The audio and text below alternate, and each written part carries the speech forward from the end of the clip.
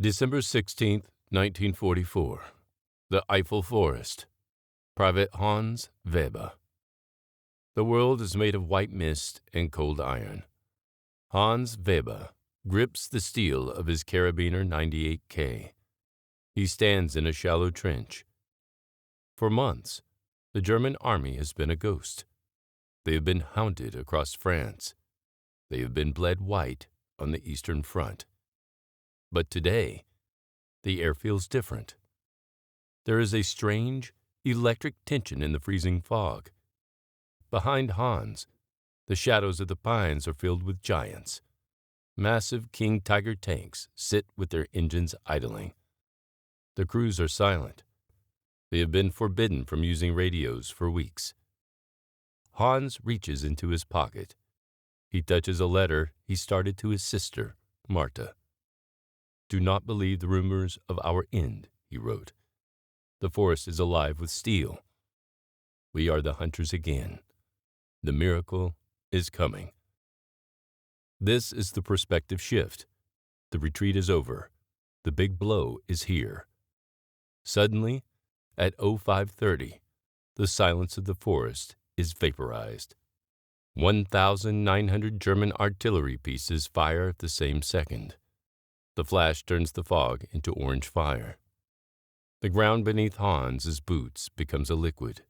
The vibration rattles his teeth. This is Operation Wacht am Rhein. The Watch on the Rhine. It is the last roll of the dice for the Third Reich. It is a gamble designed to capture the port of Antwerp. For Hans, this is the miracle. He follows the massive tracks of a Panther tank into the mist. He is walking into a trap made of snow. But right now, he only feels the weight of victory. December 15th, 1944. Hidden near the Losheim Gap. Diary entry. Tonight, the silence is so heavy it hurts. We have been moving in the dark for 3 days. No lights, no talking. We even wrapped the horses' hooves in burlap. To our left, a King Tiger is being pulled by 2 heavy tractors to save its fuel. It is a beast. 68 tons of steel. It makes the ground shiver even when the engine is off. The officers say the Americans are asleep. They call them green. I believe it. We are the veterans of the East. Tomorrow, we show them the meaning of a German offensive. December 16th, 1944. The breakthrough. Letter to Marta. Unsent. Marta, the sky vanished this morning. Imagine 2,000 guns firing at once. The fog turned orange. We moved toward behind the tanks. The Americans were in their sleeping bags. They didn't even have their boots on. We captured thousands of them in the Schnee Eifel. They looked like children. We found their camps full of white bread and real chocolate. We are eating like kings tonight. Tell Father the big blow has landed. We will be in Antwerp by Christmas. Diary entry. Late night. The first day is a triumph. My boots are soaked, but I don't feel the cold. We moved through the Losheim Gap with almost no resistance. The 106th Infantry Division simply melted away. We captured a supply dump near the border. I found a crate of American cigarettes. They are better than our ersatz tobacco. But the roads are a nightmare. The mud is knee-deep. A Panther tank ahead of us got stuck. It weighs 45 tons, and it sank like a stone in the soft earth. We had to wait 2 hours for the engineers. The timetable is tight. We must reach the Meuse River. December 17th, 1944. The friction of the mud. Diary entry. The optimism of yesterday is meeting the reality of the Ardennes. This forest is a maze. The roads are narrow and winding. Our tanks are too wide. A Tiger II has tracks that are 32 inches wide, but even they aren't enough for this slush. We are seeing massive traffic jams. Miles of trucks are standing still. The officers are screaming about the schedule. We were supposed to be miles further west. I saw a fuel truck today. It was empty. The driver said the tankers are stuck 10 miles back in Germany. We are siphoning gasoline from captured jeeps just to keep the panzers moving. Letter to Marta, unsent. The weather is our shield, Marta. The fog is so thick I cannot see the man in front of me. This keeps the American planes on the ground. As long as the sky stays gray, we are safe. We are moving toward a town called St. Vith. The Americans are trying to block the crossroads. They are stubborn, but they had no heavy armor. Our tigers will crush them tomorrow. The miracle continues. December 18th, 1944. The first doubt. Diary entry. I saw something today that unsettled me. A group of American engineers blew up a bridge just as our lead tank reached it. They didn't run. They stayed and fought until the end. They are supposed to be green and cowardly, but they are starting to bite back. And the fuel is a ghost. We found a massive American fuel dump, but they set it on fire before we arrived. I watched thousands of gallons of gasoline go up in black smoke. Our Panther is idling now to save its battery. It burns 1.5 gallons for every mile. The math is starting to look bad. If we don't reach the Meuse soon, we will be walking. December 18th, 1944. Near Uffelies. Diary entry. The giants are failing us. I spent the morning watching a Tiger II, the king tiger, attempt to climb a frozen ridge. It is a technical masterpiece.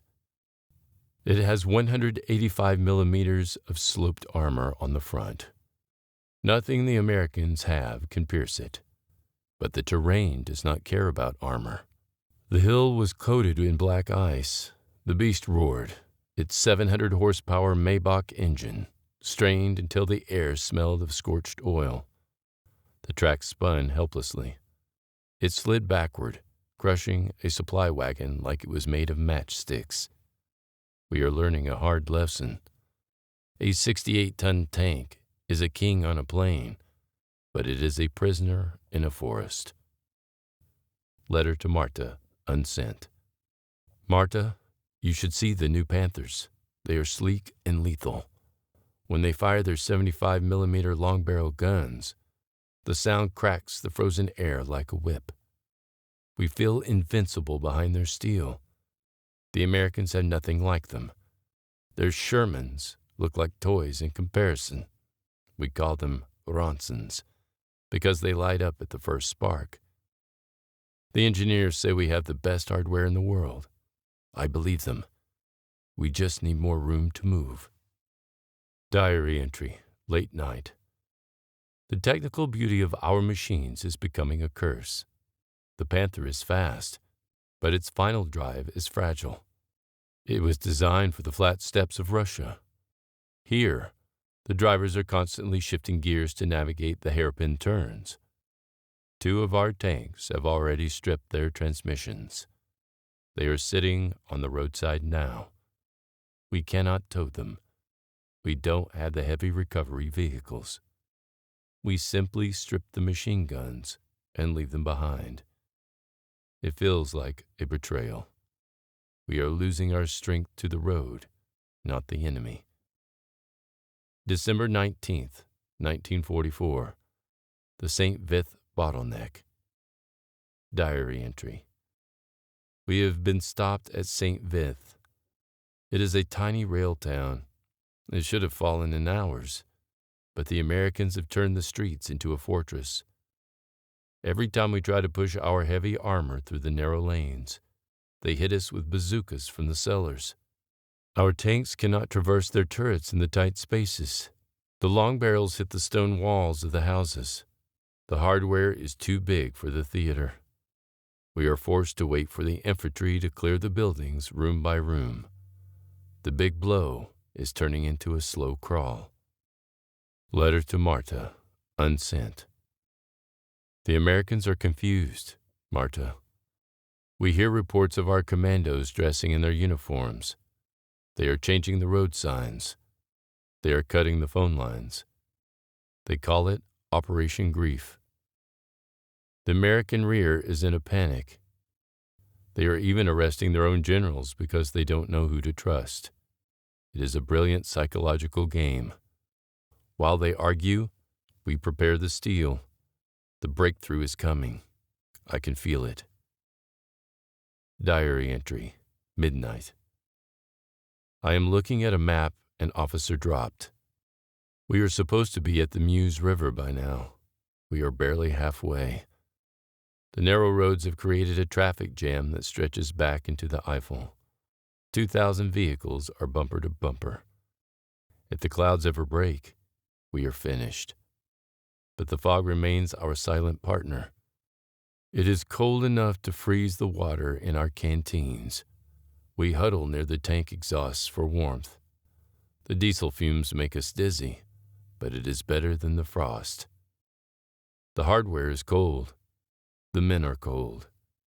Everything depends on the next 24 hours. December 19th, 1944. Road to Malmedy. Diary entry. The fog is full of phantoms today. We passed a column of jeeps moving toward the American rear. The men inside were wearing American M1943 field jackets. They were chewing gum. They were shouting in English.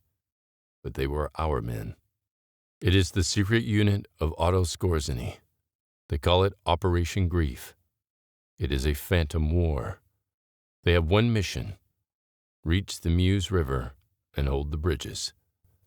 If they succeed, the road to Antwerp is open. I saw them laughing as they passed our stalled Panther. They think the Americans are fools. I want to believe them.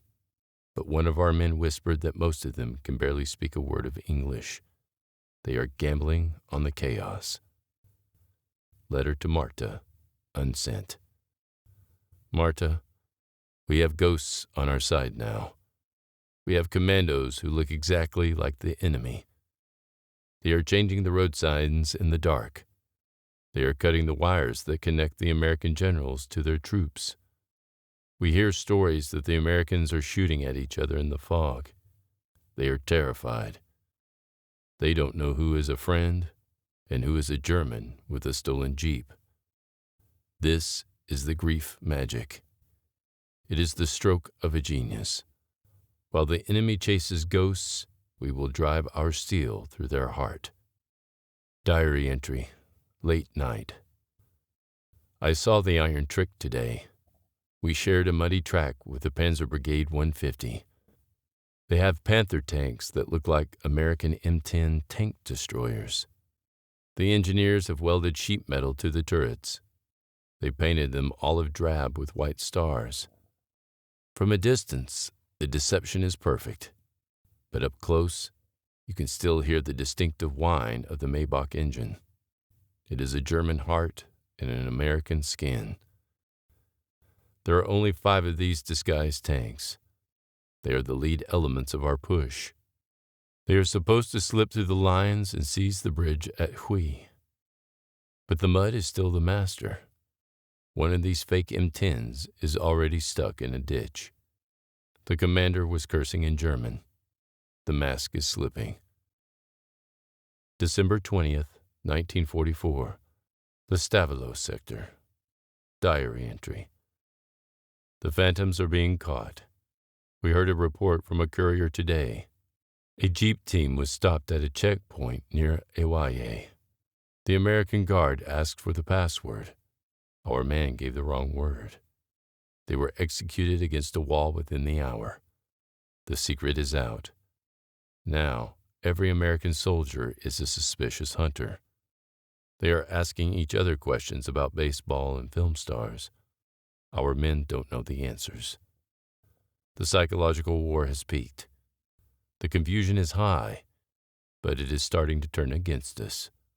Every German soldier who gets lost now risks being shot as a spy. The grief units are disappearing into the fog. They didn't take the bridges. The Muse is still miles away. Letter to Marta, unsent. The forest is a graveyard of secrets, Marta. We passed a burning jeep this morning. Inside were two of our commandos. They were still wearing their American jackets. The hardware of the deception is scattered along the road. Our officers say the plan is still working. They say the American High Command is in a panic in Paris. They say General Eisenhower is locked in his headquarters for safety. It is a small victory. But a panicked general is not a defeated army. We need to move.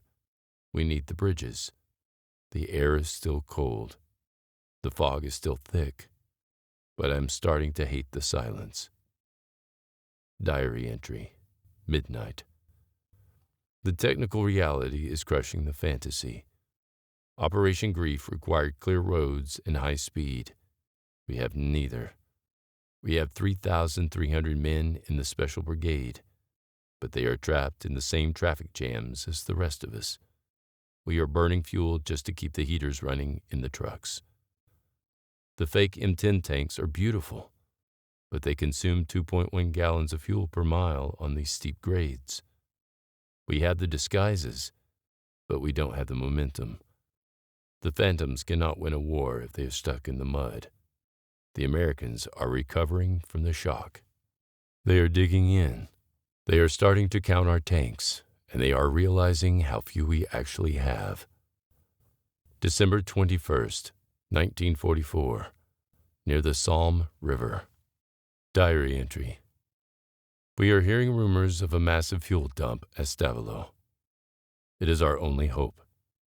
If we don't capture it, the giants will stop breathing.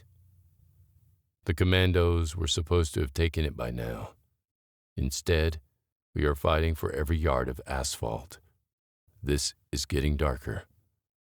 3 days ago, we were the hunters.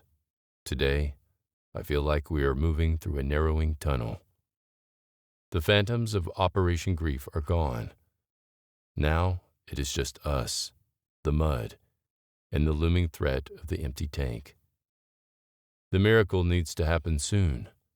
If the sky clears before we reach the Muse, the phantoms won't be the only ones who die. December 21st, 1944. The Heights of Stavelot. Diary entry. The air smells of charred rubber and wasted hope. We reached the outskirts of Stavelot today. This town was supposed to be our gas station. The scouts said there were millions of gallons of American fuel stored here. I watched from a ridge as the Americans retreated, but they did not just leave. They set the fuel dumps on fire. A pillar of black, oily smoke is rising 1,000 feet into the gray sky. That smoke is our blood. We are standing here with empty canteens and empty tanks, watching our victory burn. The officers are silent. They know the math better than we do. Letter to Marta, unsent. Marta, the fires here are incredible. The horizon is glowing. It looks as if the sun is rising in the west. The officers say we have captured enough supplies to last us until we reach the coast. Do not worry about the news. We are warm. We have plenty of everything. The Americans are leaving so much behind that we don't even have to carry our own packs.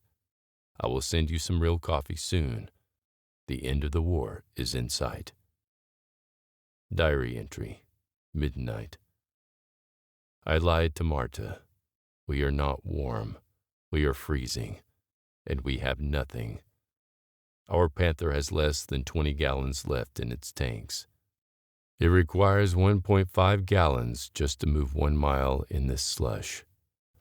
We have stopped the engine to save every drop. We are siphoning fuel from the dead trucks on the roadside.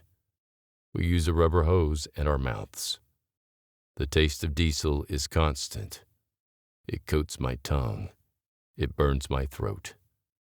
We are the elite, and we are reduced to scavengers. The 6th SS Panzer Army requires 250,000 gallons of fuel every single day to stay mobile.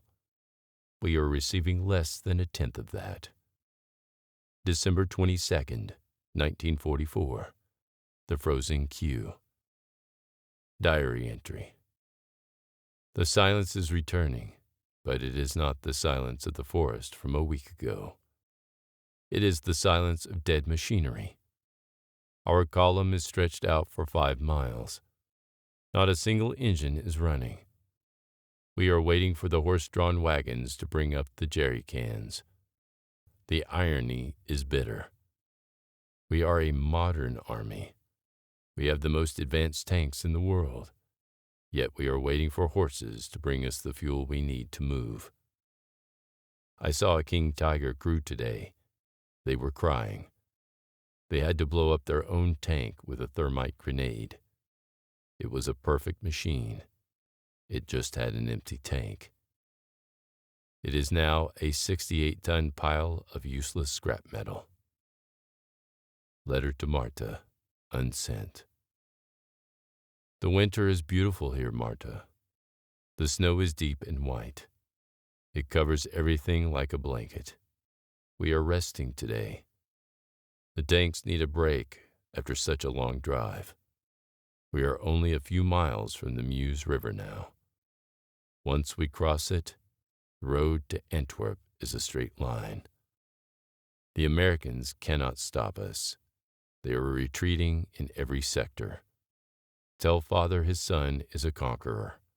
I will be home before the snow melts. December 22nd, 1944. Near Grand Allu. Evening. Diary entry. The arithmetic is an executioner. We found out today that the Americans have a massive fuel dump at Spa. It holds 3 million gallons. It is only a few miles away, but we cannot reach it. We don't have enough fuel to even launch the attack to capture it. It is a circle of despair. We need fuel to get fuel. I saw an officer shoot his own horse today because it couldn't pull the fuel wagon through the mud. We are at the limit of our technical endurance. The machines are failing because the heart of the Reich, the synthetic fuel plants, is being bombed into dust. We are fighting a 20th century war with 19th century logistics. December 22nd, 1944, near Grand Allu, late night. Diary entry. We have started to burn our own trucks. We take the fuel from the 3 vehicles to make one move. We are shrinking. Every hour, our unit gets smaller. We are leaving a trail of abandoned hardware across Belgium. I looked at the thermometer on the tank. It is 10 degrees below zero. If the weather breaks tomorrow, we are finished. The fog is our only friend left, and even the fog feels like it is fading. And the sky is starting to look a little less gray. December 23rd, 1944, dawn. Diary entry. The fog is gone. A hard, brittle blue stretches from horizon to horizon. The silence is different. It is the silence before the swarm. We are waiting for the Jabos now. Our shield is evaporated. We are standing in the open on a road that has become a trap. Everything depends on the crossroads now. If we do not take the towns, we cannot use the roads. And if we cannot use the roads, we are just stationary targets for the American planes. Letter to Marta, unsent. Marta, the sun is out today. It is the first time we have seen it in a week. It makes the snow sparkle like diamonds. Everything is so bright and clear. We are moving faster now that we can see the terrain. The officers say the Americans are completely surrounded in the towns. We are just waiting for the final surrender. It is a glorious day for the German army. Diary entry, midday. The sun is not a gift. It is a spotlight. We can hear the hum of engines in the distance. They are high up. They are looking for us. We are stuck near St. Vith. This town was supposed to fall on the first day. It is now day 8. A small force of Americans, the 7th Armored Division, has turned this crossroads into a nightmare. They are not green anymore. They have built a horseshoe defense. Our panzers are funneled into narrow streets. Every corner is an ambush. Our heavy Tiger tanks cannot turn their turrets. They are being picked off by an American M3 37mm anti-tank guns and bazookas at point-blank range. December 23rd, 1944. Evening. Diary entry. The delay is fatal. We have been held up here for nearly 120 hours. The timetable of the High Command is a work of fiction. We were promised the Meuse in 48 hours. We are still 40 miles away. Every hour the Americans hold St. Vith, they bring up more reinforcements from the north. They are building a wall of steel while we sit here waiting for fuel that never arrives. I saw an 88mm gun crew trying to push their weapon through the mud by hand. They were weeping with exhaustion. The hardware is useless without momentum. Letter to Marta, unsent. The Americans are stubborn, but they are losing. We have taken the heights around the towns. We are looking down on them now. They have no way out. Soon, we will have the crossroads, and then it is a straight run to the sea. The delay is just part of the plan to draw more of their army into the trap. We are in total control. Diary entry, late night. St. Vith has finally fallen. The Americans are retreating, but it is a hollow victory. They held us long enough for the Bulge to harden. They didn't just give us the town. They made us pay for every brick. And while we fought for this tiny crossroads, the other town, Bastogne, has become a rock in our path. The 101st Airborne is there. They say they are surrounded. They say they are doomed. But we are the ones who are truly trapped. We are trapped in a war of attrition that we cannot win. The Jabos were over us all afternoon. I saw 3 of our trucks vaporized in seconds. The miracle is over. The hardware is breaking. And the fuel is a ghost that has finally left us. December 26th, 1944. The ridge above Bastogne. Diary entry. The sky is no longer a shield. It is a blue furnace. The Jabos are everywhere. They are the P-47 Thunderbolts. They come in cab ranks. This is a system where the planes orbit over the battlefield. They wait for a target to move. The moment a tank starts its engine, they dive. They carry 8 50-caliber machine guns. They also carry 5-inch high-velocity aircraft rockets. I watched one rocket hit a Panther tank today. The turret was blown 50 feet into the air. We are no longer an army. We are targets in a shooting gallery. Letter to Marta, unsent. Marta, the weather is so clear that you can see for miles. Our Luftwaffe is filling the sky with new jet fighters. They are faster than anything the Americans have. We are resting on the hills. We are watching the enemy retreat toward the sea. The planes you hear on the news are ours. They are protecting us. We are safe and warm in our winter gear. The end is very close now. I will see you soon. Diary entry, evening. The letters are lies. We have no winter gear. My toes are black with frostbite. We have no Luftwaffe. I saw one German Me-109 today. It was chased by 6 American P-38 Lightnings. It was shot down in seconds. The Americans have total control of the air. We cannot move during the daylight hours. We crouch in the deep snow under the pines. We pray the pilots do not see the heat from our breaths. We are starving. We are eating frozen horse meat and hard bread. The big blow has become a whisper.